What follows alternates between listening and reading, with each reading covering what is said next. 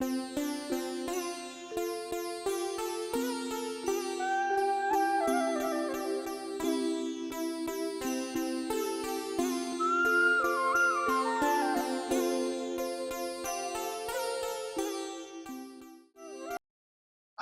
अभी 10वां दृष्टि द्वार। दृष्टि यानी हमारे तरह से देखे तो दृष्टि यानी देखना, मतलब दृष्टि यानी क्या, हमारी तरह से देखे तो मतलब दृष्टि यानी देखना, मतलब लेकिन यहाँ पे दृष्टि यानी हमारा दृष्टिकोण। हमारी दृष्टिकोण कौन सा है, कोई भी पदार्थ की तरफ हमारा दृष्टिकोण कौन सा है, इसमें मतलब 3 प्रकार से यह दृष्टिकोण होता है। यानी यह दृष्टि किसी की मिथ्या दृष्टि होती है, कोई जीव सम्यक दृष्टि होता है और कोई जीव मिश्र दृष्टि वाला होता है। तो ये 3 प्रकार के दृष्टिकोण होते हैं, या तो मिथ्या दृष्टि होते हैं, या सम्यक दृष्टि होते हैं, या मिश्र दृष्टि होती है। अब मतलब हमको यह सोचना है कि मिथ्या दृष्टि को पहले स्थान में क्यों लिया। भाई पहले हमेशा इंपॉर्टेंट वस्तु संकित दृष्टि को पहले लेना था, लेकिन यहाँ पे पहले मिथ्या दृष्टि को लिया। इसका कारण क्या है, मतलब सबसे पहला कारण है जीव का अनंत काल मिथ्यात्व में व्यतीत होता है। अनंत काल जो है मतलब जीव का, वह सिर्फ मिथ्यात्व दशा में व्यतीत होता है, इसके लिए सबसे पहले लिया। फिर वापिस दूसरा कारण, संसार में जितने भी जीव है उसमें अनंत जीव मतलब अनंता जीव ये मिथ्यात्व से युक्त है, यानी मेजॉरिटी मिथ्या दृष्टि है, इसके लिए मतलब मिथ्या दृष्टि को पहले लिया। तो अभी मतलब सेकंड क्वेश्चन ये आएगा हमारे दिमाग में कि भाई मिथ्या दृष्टि के बाद मिश्र दृष्टि लेना चाहिए, सम्यक दृष्टि क्यों लिया, मतलब मिथ्या दृष्टि के बाद में संकित दृष्टि क्यों लिया, मतलब मिश्र दृष्टि लेना था। मतलब तो इसका भी जवाब हमको देते हैं, मतलब कि अनादि जो मिथ्या दृष्टि आत्मा है वह सर्वप्रथम बार जब संकित को प्राप्त करता है, सर्वप्रथम बार संकित को प्राप्त करता है और उसके बाद में वापस गिरते समय वह वापस मिश्र दृष्टि में आता है। इसके लिए जो मिथ्यात्वी है, मतलब अनादिकाल से मिथ्यात्वी के रूप में जो है, मतलब मिथ्या दृष्टि वाले आत्मा जब संकित को प्राप्त करता है तो सेकंड स्टेप संकित है, मतलब जो मिश्र दृष्टि में से वहां से जब गिरता है तब आता है। तो इसके लिए सेकंड संकित दृष्टि सम्यक दृष्टि लिया और थर्ड मिश्र दृष्टि लिया। अब मतलब हमको यह समझना है मिथ्या दृष्टि किसे कहते हैं। ऐसे तो यह कई सारे सब्जेक्ट में हमने मतलब यह लिया है, लेकिन यहाँ दंडक में बहुत सारे एंगल से हमको समझाया गया है। यह वस्तु बहुत सारे एंगल से समझाई गई। मतलब मिथ्या दृष्टि किसे कहते हैं, जो जैसा नहीं है वैसा मानना। सबसे पहले जो जैसा नहीं है वैसा मानना वह मिथ्या दृष्टि। जो जैसा नहीं है वैसा मानना, जो वस्तु का पदार्थ हम मानते भाई कुर्सी है तो कुर्सी मानेंगे, मतलब लेकिन तत्वों में पदार्थ में मतलब हमारी मान्यता अलग होती है। भाई नहीं ऐसा तो थोड़ी हो सकता है, यह जो हमारे में आया तो समझ लेना कि हम मिथ्या दृष्टि है। जिनोक्त तत्व पर अश्रद्धा करना मिथ्या दृष्टि करना। परमात्मा ने जो भी तत्व कहे मतलब उसमें यदि अश्रद्धा की तो भी हम मिथ्या दृष्टि का लाभ। फिर इसके बाद में कुदेव कुगुरु और कुधर्म में श्रद्धा रखना और सुदेव सुगुरु और सुधर्म में अश्रद्धा रखना, यह भी मतलब मिथ्या दृष्टि कहलाते। तो इस तरह से मतलब पहली बात क्या हुई कि जो जैसा नहीं है वैसा मानना वह मिथ्या दृष्टि। जिनुक्त तत्व पर अश्रद्धा करना वह मिथ्या दृष्टि। भगवान ने कहा हुआ तत्व पर अश्रद्धा करना, भगवान ने कहा ऐसा मतलब हो सकता है क्या, हो ही नहीं सकता है करके। और कुदेव कुगुरु कुधर्म में श्रद्धा रखना और सुदेव सुगुरु सुधर्म को नहीं मानना, तो यह मिथ्या दृष्टि कहलाता है। तो मिथ्या दृष्टि की अन्य किस शब्दों की से पुकारा जाता है, मतलब मिथ्या दृष्टि और कोई शब्द से पुकारा जाता है क्या? बोलते हैं कि हाँ, उसको मिथ्यात्वी भी बोलते हैं, मतलब मिथ्या दर्शनी भी बोलते हैं। तो इस तरह से मिथ्यात्वी का, मिथ्या दृष्टि बोलो, मिथ्यात्वी बोलो, मिथ्या दर्शनी बोलो, यह सब एक ही व्यक्ति का वह है।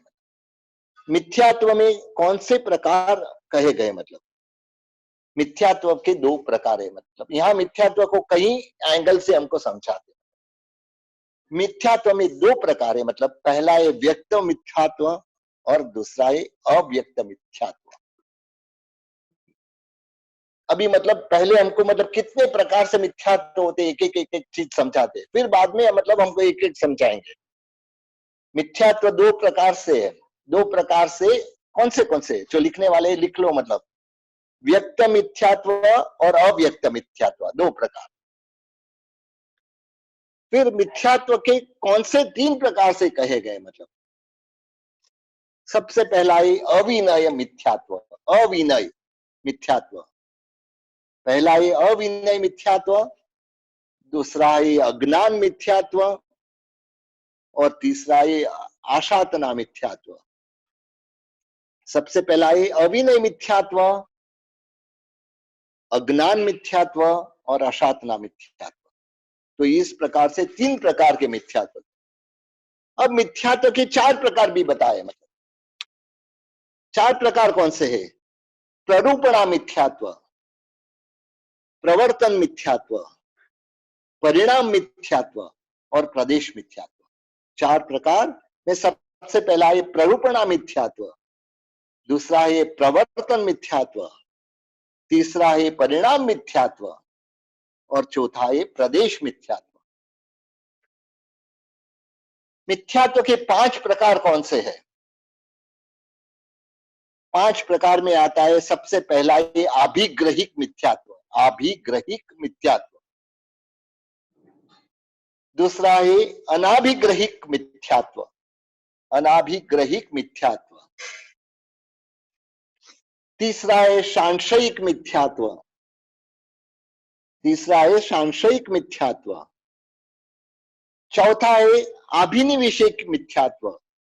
अभिनिवेशिक मिथ्यात्व। और पांचवा है अनाभोगिक मिथ्यात्व। वापिस रिपीट करता हूं मैं और एक बार। आभिग्रहिक मिथ्यात्व पहला प्रकार है, अनाभिग्रहिक मिथ्यात्व दूसरा प्रकार है, सांशयिक मिथ्यात्व तीसरा प्रकार है, अभिनिवेशिक मिथ्यात्व चौथा प्रकार है और अनाभोगिक मिथ्यात्व पांचवा प्रकार। अब मतलब मिथ्यात्व के छह प्रकार भी है। मतलब कौन से छह प्रकार? सबसे पहला है लौकिक देवगत मिथ्यात्व। लौकिक देवगत मिथ्यात्व पहला है लौकिक देवगत मिथ्यात्व। दूसरा है लोकोत्तर देवगत मिथ्यात्व। दूसरा है लोकोत्तर देवगत मिथ्यात्व। तीसरा है लौकिक गुरुगत मिथ्यात्व। तीसरा प्रकार है लौकिक गुरुगत मिथ्यात्व। चौथा प्रकार है लोकोत्तर गुरुगत मिथ्यात्व। चौथा प्रकार लोकोत्तर गुरुगत मिथ्यात्व।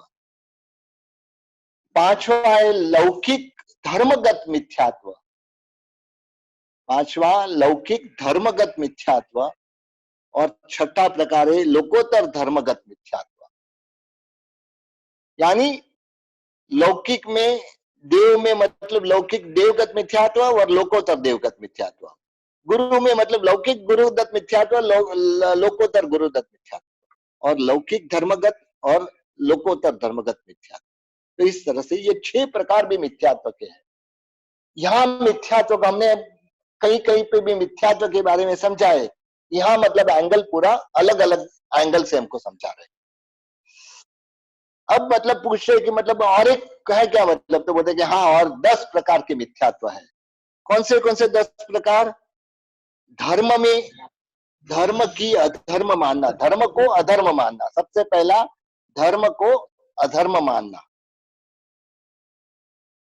फिर उसके बाद में आता है अधर्म को धर्म मानना। अधर्म को धर्म मानना। तीसरा है साधु को असाधु मानना, साधु को असाधु मानना। चौथा है असाधु को साधु मानना, असाधु को साधु मानना। पांचवा है मुक्त को अमुक्त मानना, मुक्त को अमुक्त मानना। छठा अमुक्त को मुक्त मानना, अमुक्त को मुक्त मानना।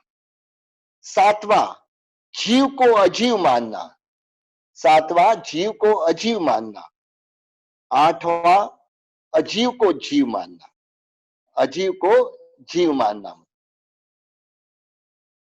नौवां कुमार्ग को सुमार्ग मानना, कुमार्ग को सुमार्ग मानना।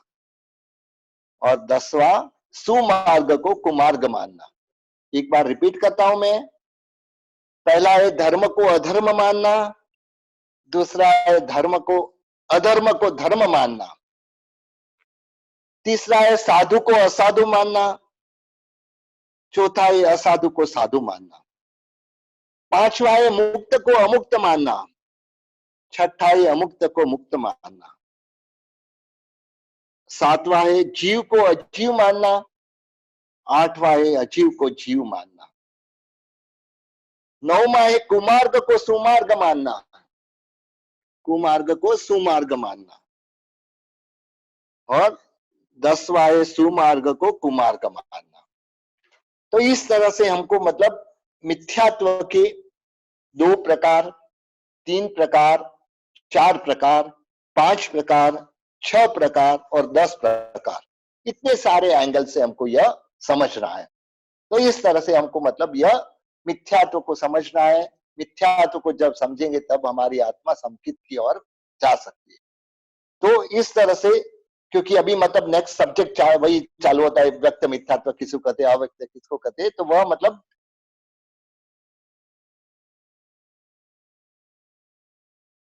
अब मतलब हमको कल हमने मतलब मिथ्यात्व के कितने भेद है, 2 प्रकार, 3 प्रकार, 4 प्रकार, 5 प्रकार, 6 प्रकार और 10 प्रकार, इस प्रकार से हमको आज मिथ्यात्व को समझना है। जब तक हमारी आत्मा या मिथ्यात्व अवस्था में है, या मिथ्यात्व है, या यह मिथ्या दृष्टि वाली है, तब तक हमारी आत्मा मोक्ष में जाने की, जो हमारे में भव्यत्वपणा है, लेकिन वह भव्यत्वपणा जब तक हमारी आत्मा समकित नहीं पाती है, तब तक वह भव्यत्वपणा भी हमको कोई काम नहीं आता है। क्योंकि जब तक समकित प्राप्त नहीं करते तब तक मतलब हमारे भवों की गिनती भी नहीं होती है। उसके पहले के अनंत भव भी मतलब कोई काम के नहीं है। तो इस तरह से उसके लिए पहले तो मिथ्यात्व को समझना है, फिर सम्यक्त्व को समझना है। तो इस तरह से हमको मतलब दोनों चीज, ये जो दृष्टि द्वार है उसमें मतलब हमको यह समझना है। सबसे पहले 2 प्रकार से मिथ्यात्व बताए, व्यक्त मिथ्यात्व और अव्यक्त मिथ्यात्व।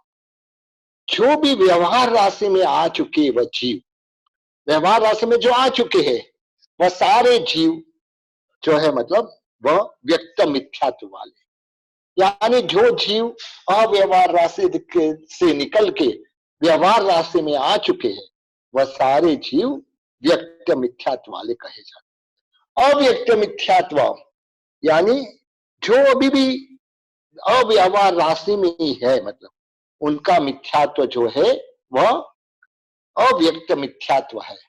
तो इस तरह से 2 भेद की बात हुई। अब मतलब 3 प्रकार से यह, क्योंकि यह सारी वस्तु अलग अलग सूत्र से अलग अलग एंगल हमें प्राप्त होता है। यहां मतलब 3 प्रकार से बताया, अक्रिया मिथ्यात्व, अविनय मिथ्यात्व और अज्ञान मिथ्यात्व। 3 प्रकार से मिथ्यात्व इस तरह से होता है। सबसे पहला है अक्रिया मिथ्यात्व। अक्रिया मिथ्यात्व यानी क्या मतलब, जो खुद की क्रिया मोक्ष प्राप्ति के हेतु रूप नहीं है, वह अनुष्ठान अक्रिया मिथ्यात्व कहलाता है। यानी जो क्रिया करता है, प्रतिक्रमण भी करता है, सामयिक भी करता है, लेकिन वह क्रिया मोक्ष प्राप्ति के लिए नहीं है, मतलब यानी उसके हेतु रूप नहीं है। यानी इसकी समझ हमको क्या लेनी है कि हमको जो भी क्रिया करनी है, मतलब उसमें हमारा हेतु सिर्फ मोक्ष ही रहना चाहिए कि मोक्ष प्राप्ति मुझे हो, इसके लिए मैं भी ऐसा सामयिक कर रहा हूं। मोक्ष प्राप्ति हो इसके लिए मैं ज्ञान पढ़ रहा हूं। मोक्ष प्राप्ति हो इसके लिए परमात्मा की पूजा कर रहा हूं। मोक्ष प्राप्ति हो इसके लिए मैं प्रतिक्रमण कर रहा हूं। मोक्ष प्राप्त हो इसके लिए मतलब मैं मेरी जो भी औषध वगैरह क्रिया करता हूं, चाहे चारित्र भी ले तो भी मतलब सिर्फ एक ही इंटेंशन रहना चाहिए कि मुझे मोक्ष की प्राप्ति हो। तो इस तरह से यह अक्रिया मिथ्यात्व, यानी क्रिया करते हुए भी मतलब जो मोक्ष प्राप्ति के हेतु रूप नहीं है, मतलब वह अक्रिया मिथ्यात्व है। दूसरा है अभिनय मिथ्यात्व, तत्वत्रयी और रत्नत्रयी। तत्वत्रयी यानी क्या? देव, गुरु और धर्म। रत्नत्रयी यानी क्या? दर्शन, ज्ञान और चारित्र। यह दोनों का विनय नहीं करना, विनय नहीं करना यह अविनय प्रकार का मिथ्यात्व है। यानी देव का विनय करना है, गुरु का विनय करना है, धर्म का विनय करना है, दर्शन का विनय करना है, ज्ञान का विनय करना है, चारित्र का विनय करना है। लेकिन यदि यह नहीं करे, उससे विपरीत करे, तो यह अविनय मिथ्यात्व कहलाता है। इसके बाद में आता है अज्ञान मिथ्यात्व। मुक्ति की युक्ति रूप सम्यक ज्ञान के अतिरिक्त समस्त लौकिक ज्ञान अज्ञान मिथ्यात्व कहलाता है। आज हम देख रहे हैं, मतलब कोई भी शंका होती है तो कहाँ देखते हैं? गूगल में देखते हैं। हमारे बच्चे लोग कोई भी शंका होती है तो सीधा गूगल में सर्च करते हैं, लेकिन उनको यह पता नहीं है कि गूगल में सिर्फ संसार संबंधी मतलब जो ज्ञान प्राप्त होता है, हमारी आत्मिक ज्ञान का एक भी ज्ञान वहां प्राप्त नहीं हो सकता है। तो इसके लिए यह है अज्ञान मिथ्यात्व। यह अज्ञान प्रकार का मिथ्यात्व है जो मतलब सम्यक ज्ञान की प्राप्ति से दूर रखता है।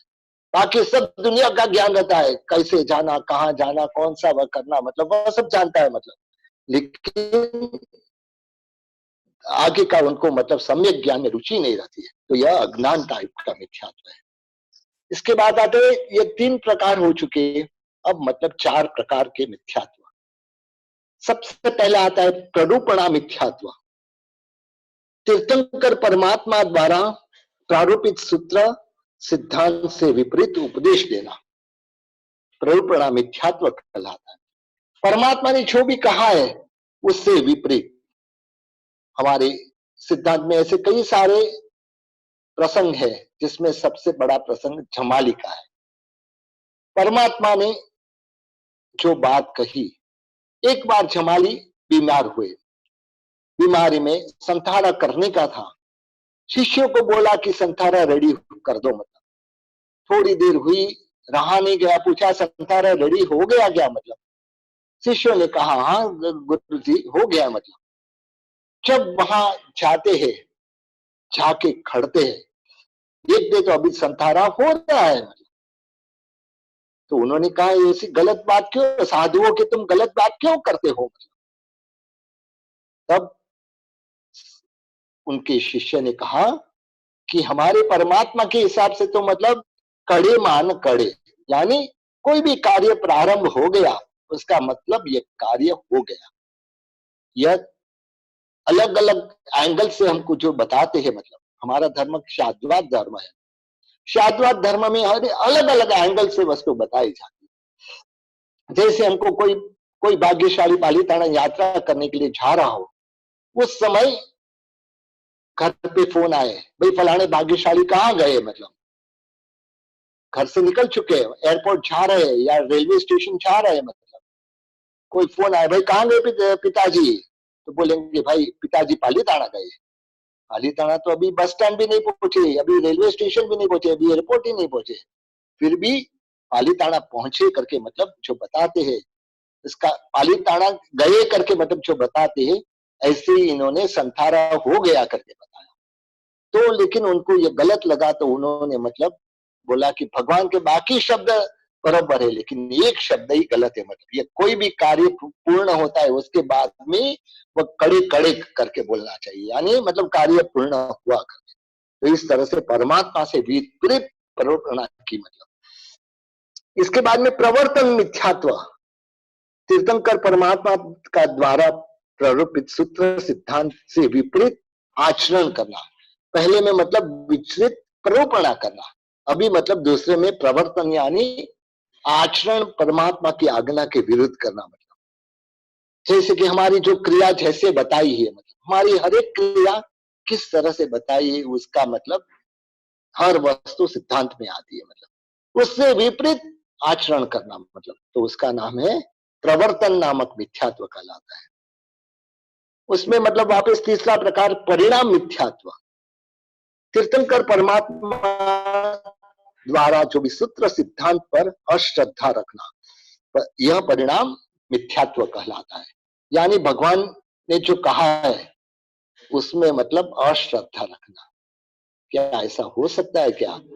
हमारे कहते हैं ना कि शाश्वत प्रतिमा की जो बात आती है, अतिचार में भी हमको बता शाश्वती प्रतिमा ना, मतलब तो यह जो सूत्र है, मतलब हम उसमें श्रद्धा नहीं होती, भाई शाश्वत कैसे हो सकती है, वो किसके द्वारा तो बनाई हुई रहनी चाहिए ना। मतलब नहीं, जो वस्तु शाश्वत है वो किसी के द्वारा बनाई हुई नहीं होती, किसी के द्वारा नाश नहीं होती।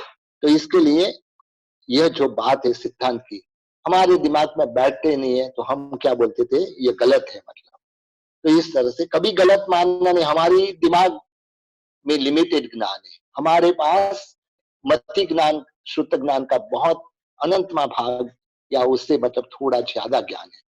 तीर्थंकर परमात्मा के पास तो अनंत ज्ञान रहता है, उनके ज्ञान में जो भी चीज देखी है वह सारी वस्तु सही होती है, 100% श्योर होता है। मतलब तो इसके लिए उसके ऊपर कभी शंका नहीं करना। मतलब और यह शंका करने से हमारी आत्मा मिथ्यात्व में डूबती है।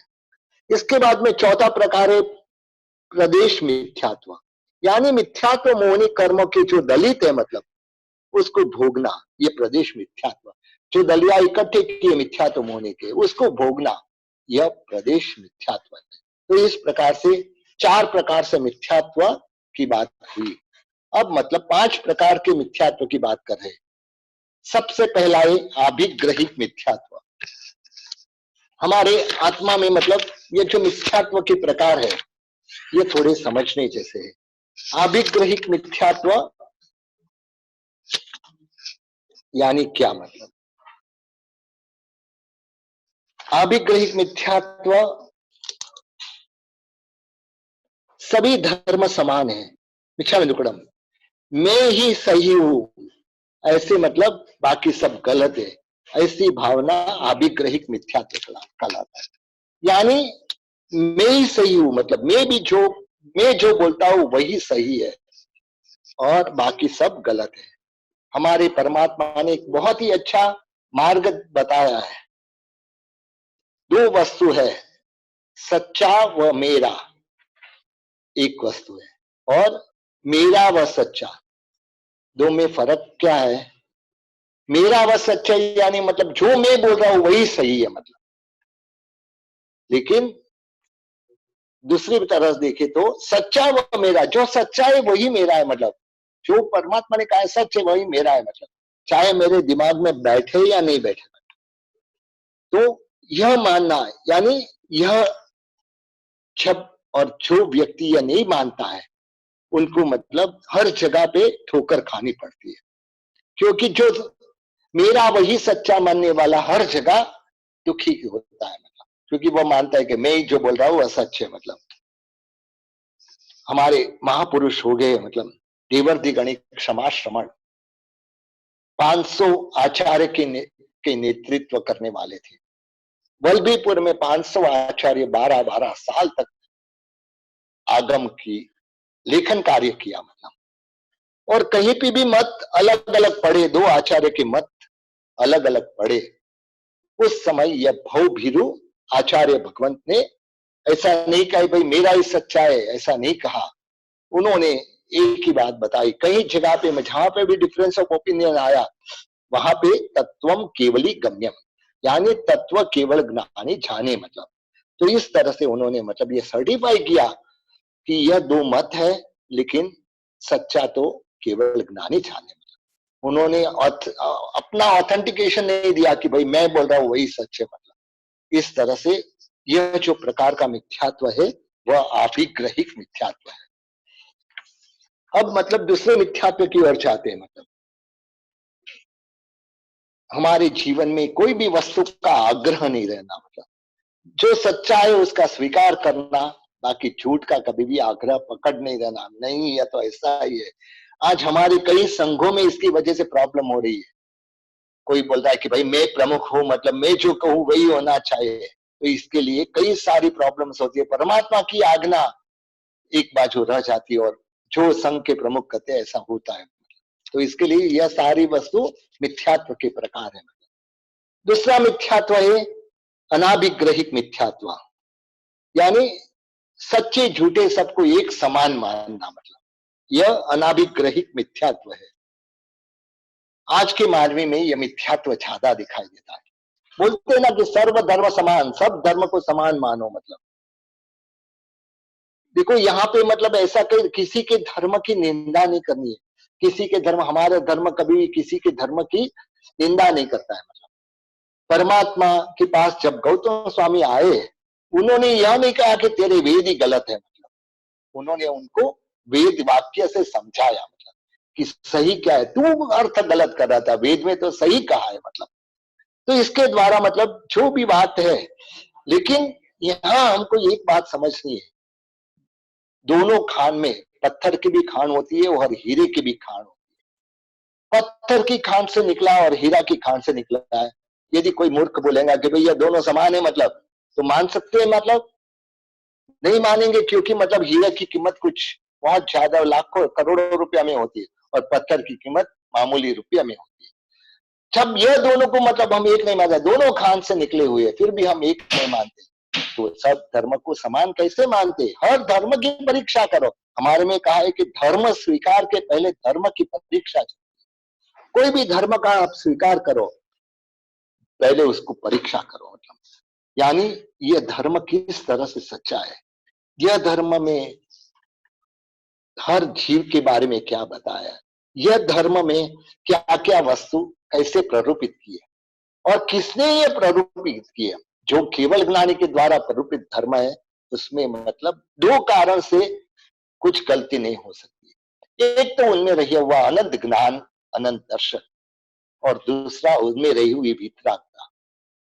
दोनों कारण ऐसे हैं कि अनंत ज्ञान और अनंत दर्शन जो है उनमें, उसके द्वारा वह देख सकते और जान सकते, और उनमें रही हुई वितरागता, किसी के ऊपर राग नहीं, किसी के ऊपर द्वेष नहीं, वह क्यों झूठ बोलेंगे।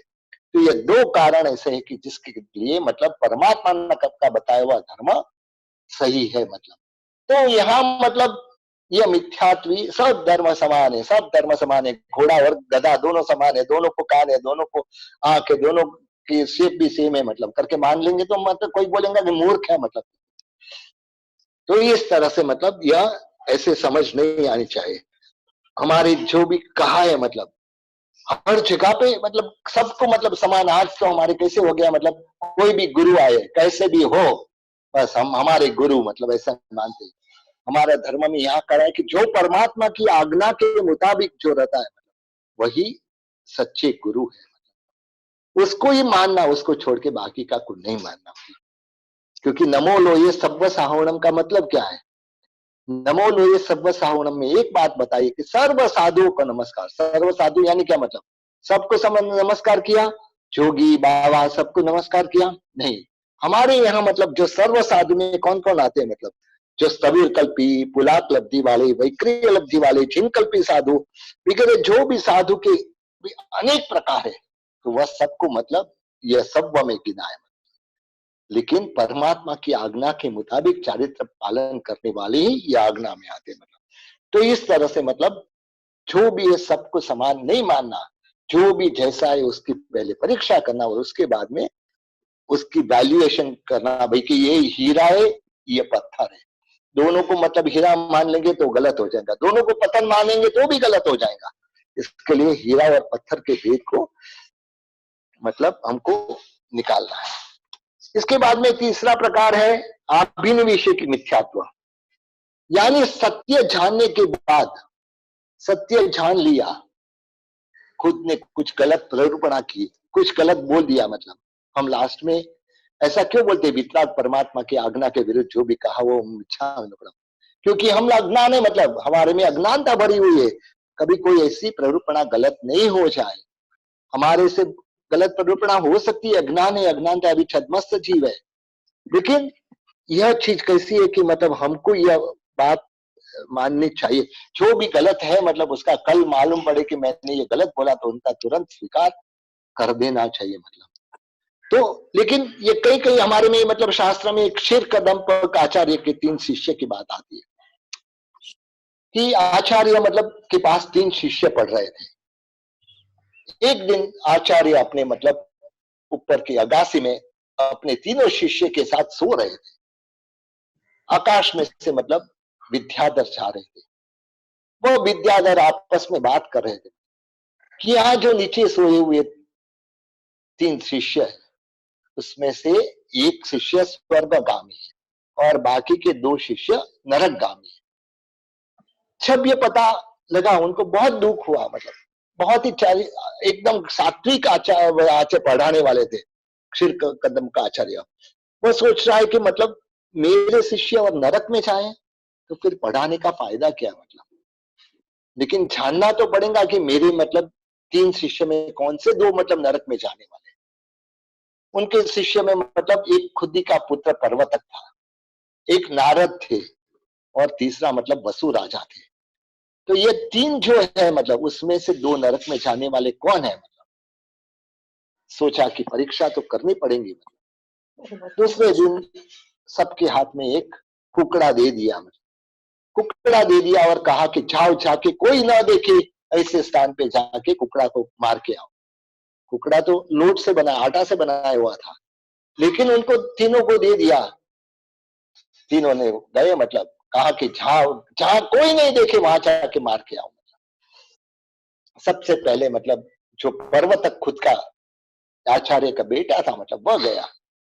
वह जहां गया मतलब देखा कि मतलब कोई नहीं दिख रहा, यहाँ जंगल में कौन देखेंगे, मतलब करके फट करके उसने मतलब वह कुकड़े को मार दिया। मतलब दूसरा वसु राजा भी गए, मतलब वसु राजा गए, उसने भी मतलब देखा कि पहले तो कहां कहां घूमे, मतलब फिर ऐसी एकांत जगह में गए, वहां जाके कुकड़े को मार दिया। रहा नारद, वह गया मतलब कि हमारे मन में पहले तो विचार कर रहा है कि हमारे जो आचार्य है मतलब इतने अहिंसा प्रेमी है कि कभी हिंसा की बात भी नहीं करते, और आज ये कुकड़े को मारने के लिए दिया है, जरूर कुछ कारण होगा। मतलब चाहते मतलब फिर भी गुरु की आज्ञा है, मतलब गुरु की आज्ञा तहत ही करके मतलब करने वाला शिष्य था। गए मतलब वहां जंगल में गए, मतलब जंगल में कहा कि यहाँ तो इतने सारे पक्षियों है, मतलब सब देख रहे हैं। गुरु ने क्या कहा है, जहां कोई नहीं देखे ऐसे स्थान पे मारना। मतलब ऐसे करते करते मतलब कहीं यहाँ गए वहां गए, मतलब कोई पेड़ के नीचे गए, लेकिन वहां पे भी मतलब कोई ना कोई जीव देखता हुआ था। गुफा में, पर्वत की गुफा में लेके गए, मतलब कि हाँ ठीक है यहाँ नहीं देख रहा है, मतलब लेकिन सबसे पहले मैं तो देख रहा हूँ ना, मतलब गुरु ने क्या कहा है, कोई नहीं देखे ऐसे स्थान में, मैं तो यहाँ देख रहा हूँ ना। तो मतलब अब कौन सी जगह बाकी रही, मतलब मन में विचार कर रहा है कि गुरु ने तो कहा है कोई नहीं देखे, लेकिन मोक्ष में गए हुए सर आत्मा, हर जो सिद्ध की आत्मा हर जगह मतलब वह पूरे लोक अलोक लोग देख सकते हैं, तो उनकी दृष्टि से तो मतलब मैं छुप भी नहीं सकता हूँ। तो उसका मतलब ऐसी कोई जगह नहीं है कि जहाँ कोई नहीं देखे ऐसी जगह। तो उसके लिए ऐसे कैसे जाके वापस गुरु को हाथ में दे दिया, क्यों नहीं मारा करके, मेरी आज्ञा का पालन क्यों नहीं किया, क्योंकि मुझे कोई ऐसी जगह नहीं मिली जहां पे कोई देखता ना हो, हर जगह कोई ना कोई देखता था। और अंत में मतलब ऐसी जगह पे गया कि जहां एकांत हो, लेकिन वहां पे भी मुझे याद आया कि केवल ज्ञानी तो जो मोक्ष में गई हो सिद्ध आत्मा तो हर जगह देख सकते हैं, मतलब तो इसके लिए मतलब मैं वापिस लेके आया। गुरु समझ गए कि एक ही स्वर्गगामी है, बाकी 2 मेरा बेटा और जो वसु राजा यानी जो राजपुत्र था वह दोनों नरकगामी है। अब आगे की बात होती है, जैसे ही बात आगे बढ़ती है, वह आचार्य ने तो अपना मतलब ये पूरा आश्रम को नष्ट कर दिया कि कहा अभी मुझे पढ़ाना ही नहीं, मतलब जो भी है उन्होंने मतलब एक साधु के संपर्क में आके चारित्र ग्रहण किया। अब रह गए मतलब ये बाकी के तीन। वसु राजा तो राजा का बेटा था, राजपुत्र था, तो वह अपने राज्य में चला गया। नारद जी भी तो मतलब पूरी दुनिया में घूम रहे थे, मतलब रह गया मतलब जो बेटा, उनका बेटा जो, वो वहां पे पर्वतक नामक जो बेटा था, वो वहां पे उन्होंने मतलब जो गुरु का आश्रम था वही जगह चुनी और वहां लोगों को जो थोड़ा बहुत सीखा था उससे पढ़ाने लगा। मतलब धीरे धीरे धीरे करके मतलब एक दिन का ऐसा होता है कि वह पढ़ा रहा था और बरोबर झुक नारद जी वहां आए। वह अपने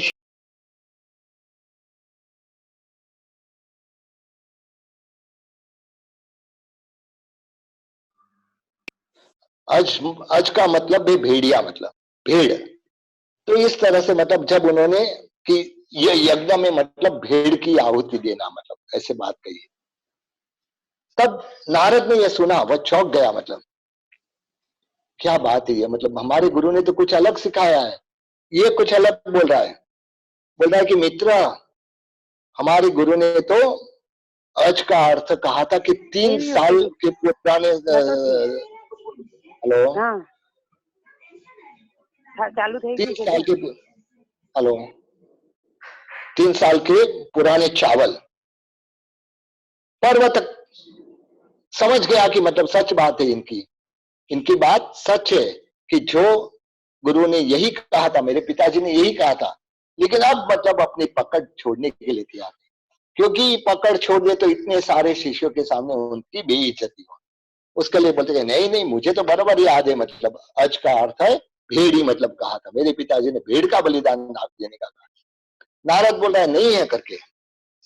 ठीक है, मतलब बहुत सारे उदाहरण से समझाया, मतलब लेकिन यह समझने वाला नहीं था, क्योंकि उसके यह प्रकार का मिथ्यात्व था उसमें कि जो भी है मतलब सच्ची समझ आने के बाद भी अपना मतलब पूछ छोड़ना नहीं। तो उन्होंने कहा कि ठीक है, अब क्या करेंगे, मतलब करने का एक ही रास्ता है, मतलब हमारे साथ जो वसु पढ़ रहा था वह वसु के पास जाएंगे और वह जो कहेगा मतलब वह हम दोनों को मंजूर करना, और जो गलत रहेगा उसकी जीभ काट देना। इस तरह से नक्की करते हैं कि जो भी गलत रहेगा उसकी जीभ काटना। दोनों जन चाहते हैं, मतलब यहाँ मतलब पर्वतक ने अपनी माँ को बोल दिया कि आज ऐसी हालत है, मतलब मेरी जान जाने की संभावना है। तो बोलता क्या हुआ करके, मतलब बोल लो। तो बोलता ऐसे मैंने मतलब नारद के साथ चैलेंज लिया है, लेकिन हकीकत में मैं गलत हूं, मतलब हकीकत में मैं गलत हूं, लेकिन उसके सामने स्वीकारने की मेरी ताकत नहीं है उसके लिए, क्योंकि मतलब यदि मैं स्वीकार लूं तो मेरी जीभ काटनी पड़े। तो अभी एक ही रास्ता है। माँ बोल रही है तो क्या करे, अभी तू तो मेरा इकलौता बेटा है, तू नहीं रहेगा तो मेरा क्या होगा। एक ही बात है, मतलब जाके वसु राजा को समझाओ, मतलब यदि वसु राजा मान जाएंगे मतलब और हमारे मेरी फेवर में मतलब डिसीजन देंगे तो मतलब मैं बच जाऊंगा। ठीक है, मतलब मैं चाहती हूँ वसु राजा के पास, वसु राजा के पास चाहती है, मतलब माँ कहती देख मेरे बेटे की जिंदगी, मैं तेरी गुरु की पत्नी हूं, मतलब और मेरा बेटा तेरा गुरु का पुत्र है, मतलब तो यह कारण से मतलब तुझे आज झूठ बोलना पड़ेगा। तो बोलता है क्या है माँ जी, मतलब बताओ मेरे को। तो ऐसे मतलब ऐसे हुआ है, मतलब और ऐसे में मेरे बेटा ने कहा है कि वो सच बात है, नारद सच्चा है, लेकिन अब यदि सच्चा है करके मान ले तो उसकी जीभ कटेंगी, मतलब तो मैं निराधार हो जाऊंगी, वह आगे कुछ कर नहीं पाएंगे, उसको तो कुछ आता भी नहीं है, मतलब खाली ज्ञान देने के सिवा, मतलब तो मतलब मैं उनका जीवन और मेरा जीवन यही खत्म हो जाएगा। तो तुम कुछ करो, तुम ऐसा कुछ करो कि जिससे मतलब यह बात यही रुक जाए और उसकी जीवन न कटे करे। वसु राजा ने बोला ठीक है, मतलब आप जैसे कहते मतलब उसके करूंगा। वसु राजा एक स्फटिक के शिला पे मतलब अपना सिंहासन रखता था। लोगों को जैसे ऐसा लगता था कि वह अधर मतलब बैठ रहा है, लेकिन उस दिन जब आए सारे मतलब प्रश्न पूछा गया, वसु राजा बोल रहा है कि मुझे याद की है कि यह अज यानी भेड़ी है, मतलब गलत बोला, मतलब तुरंत ही वह वहां के जो क्षित्र देवता थे उन्होंने उसका जो स्फटिक का शिला के ऊपर वो सिंहासन रहता था उसको चूर चूर कर दिए, सीधा नीचे गिरा और मर के साथ में लड़ गया।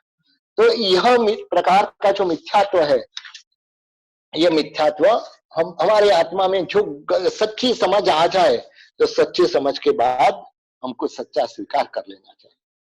चौथा मिथ्यात्व है सांशयिक मिथ्यात्व, यानी तत्व के विषय में विधियात्मक दृष्टिकोण का समावेश इस मिथ्यात्व में होता है। यानी तत्व की बात जहां आती है, तत्व की बात जो हर एक वस्तु तत्व में समझाई जाती है, लेकिन हमारे दिमाग में बैठती नहीं है। बैठती नहीं है तब हमको क्या समझना चाहिए कि भाई मेरी बुद्धि कम है, मेरे में इतना ज्ञान नहीं है, मैं अज्ञानी हूं, इसके लिए मुझे ये बात समझ में नहीं आती। बाकी जो भगवान ने कहा है वो बात सच है, लेकिन तब उसमें शंका करने लग जाए। ऐसा हो सकते क्या? आलू में एक सोए की नोक पे अनंत जीव कैसे हो सकते, कैसे हो सकते, क्या हो सकते, नहीं हो सकते। तो यह संशय जब आत्मा इतना हमारे में विश्वास रहता है, भगवान ने कहा है कि आलू की नोक पे अनंत जीव है, इसका मतलब है मेरी बुद्धि काम नहीं करे, मेरे में इतना ज्ञान नहीं है, तो यह बात समझ सकते हैं। तो यह चौथा प्रकार का मिथ्यात्व है। पांचवा प्रकार का मिथ्यात्व कि जो अनाभोगिक मिथ्यात्व है, यानी जो एक इंद्रिय से लेके असन्य पंचेंद्रिय, जिनको मन नहीं है, यानी एक इंद्रिय से लगा के असन्य पंचेंद्रिय तक, यानी एक इंद्रिय, बेंद्रिय, तेंद्रिय, चौरेंद्रिय, यह सारे जो भी है उनको विशिष्ट प्रकार के ज्ञान का अभाव है। उनको दिमाग नहीं है, मन नहीं है। तो इसकी वजह से जो यह सारे जीव को विशिष्ट प्रकार का ज्ञान के अभाव से उपयोग रहित अवस्था होती है, उनको यह प्रकार का मिथ्यात्व रहता है। तो इस तरह से हमको यही सोचना है कि हम हमारे जीवन में ऐसे जो मिथ्यात्व के प्रकार बताए, अभी तक हमने 2 प्रकार, 3 प्रकार, 4 प्रकार और 5 प्रकार के मिथ्यात्व की बात की। तो इस तरह से इसमें हमारा कहीं नंबर नहीं लग रहा है ना, यदि नंबर लगता है तो समझ लो कि हमारी आत्मा अनंत संसार में परिभ्रमण करेंगे। उसके लिए जो जिस प्रकार का मिथ्यात्व है, हमारे अंदर कोई ऐसी वस्तु है तो उसको दूर कर देना। बाकी के 6 प्रकार और 10 प्रकार का मिथ्यात्व कल की क्लास में होगा।